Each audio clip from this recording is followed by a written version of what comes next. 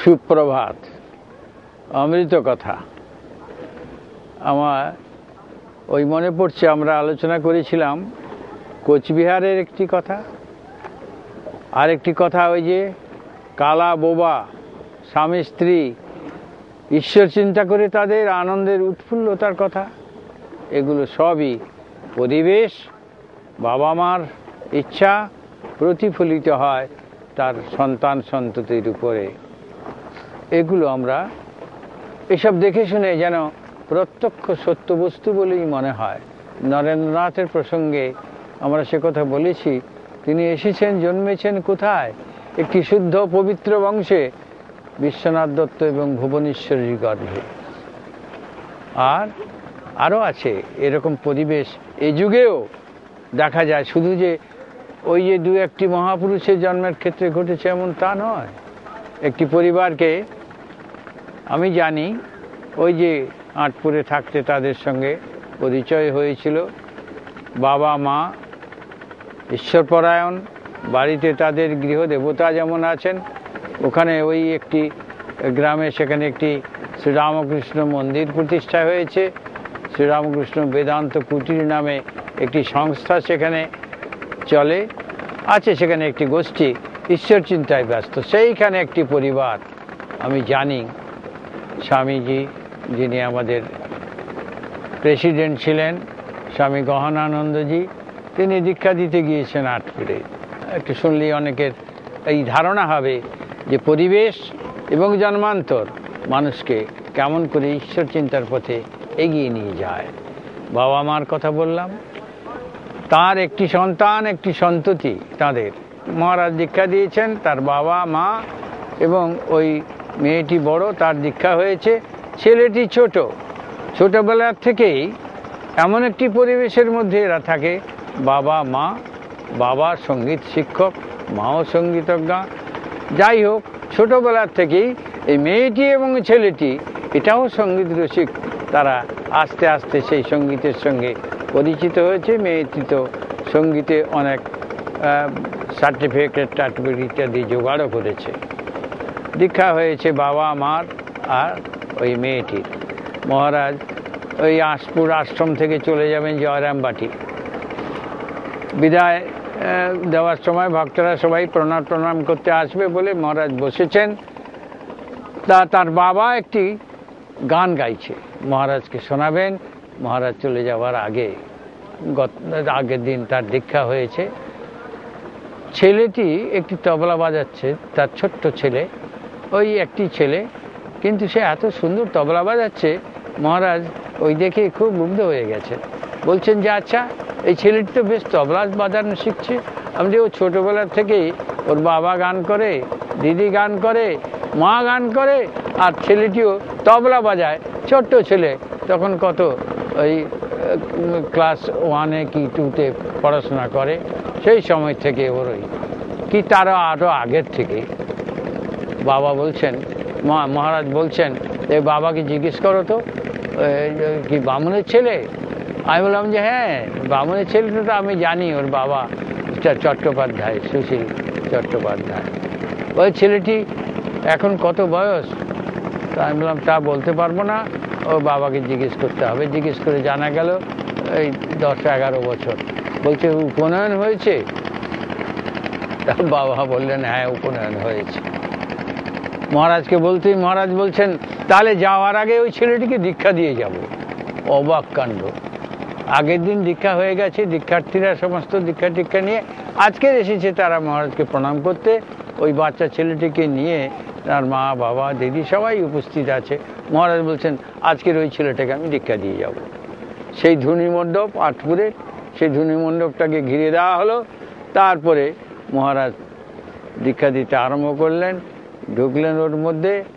সবাই সব অবাক। মহারাজ সেখানে অনেক সময় নিলেন। যাবেন 11টার সময় জয়রামবাটিতে গিয়ে তিনি খাওয়া দাওয়া করবেন, কিন্তু সময় অতিক্রান্ত হয়ে যাচ্ছে দেখে মহারাজের যিনি সেবক সেক্রেটারি ছিলেন বললেন যে একটু রান্না করে দিন অন্তত, কেননা ওখানে গিয়ে তো এইসব রান্না বান্না করার সময় হবে না।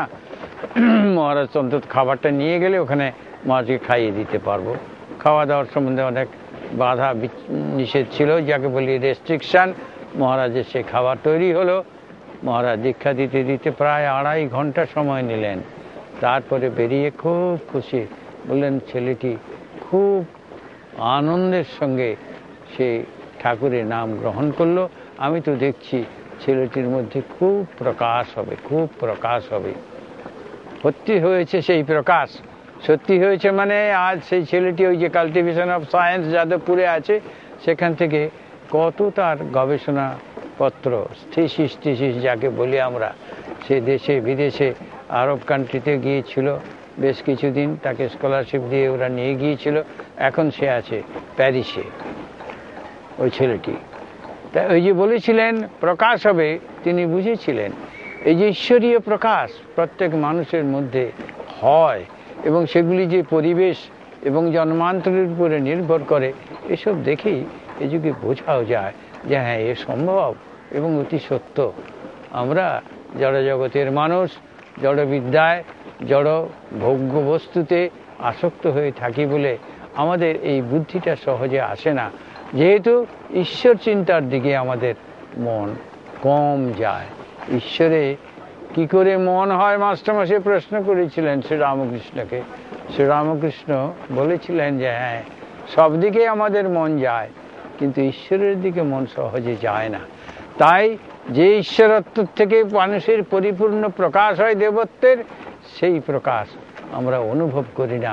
সেই প্রকাশ যে শুধু দেবত্বের হবে তা নয়, সে প্রকাশ সর্বদ্বারেষু দেহেস্মিন প্রকাশ উপজায়তে জ্ঞানম যদা তদা বিদ্যাৎ বিবৃদ্ধম সুবত্তম ইত্যুতম। এ হচ্ছে গীতার কথা, শাস্ত্রের কথা।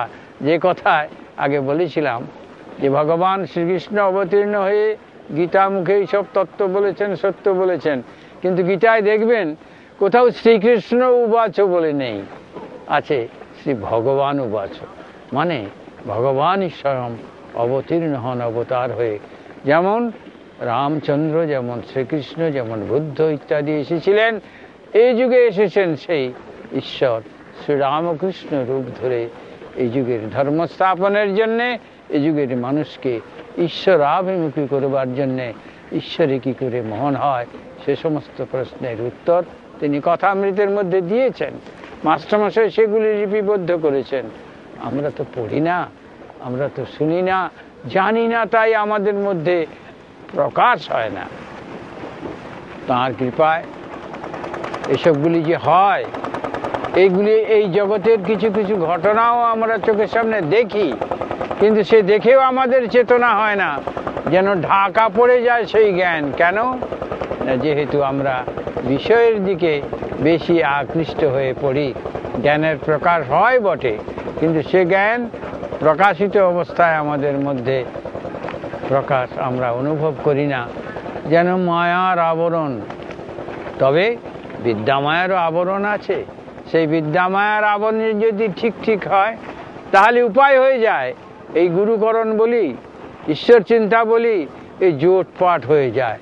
যদি এই বিদ্যামায়া আমাদের হাত ধরে বা আমরা বিদ্যামায়াকে আশ্রয় করি, তখনই হয়ে যাবে গুরুকরণ, তখনই হয়ে যাবে ঈশ্বর চিন্তার উপায়, তখনই আসবে মনের ওই ব্যাকুলতা। জন্ম জন্মান্তর আমরা এইভাবে আসা যাওয়া করি, তবে ভালো মন্দ দুই হয়। আমরা শুধু মন্দের কথা ভাবলে তো হবে না, ভালো কর্মের, ভালো ফলের, ভালো পরিবেশের কত উদাহরণ আছে। ছোটবেলার থেকেই বাবা মা এগিয়ে দেন ঈশ্বর চিন্তার পথে একটি সন্তানকে, সে কন্যাই হোক আর শিশুই হোক। আমরা আবার আসবো অমৃত কথায়। আজ এইখানে শেষ করছি।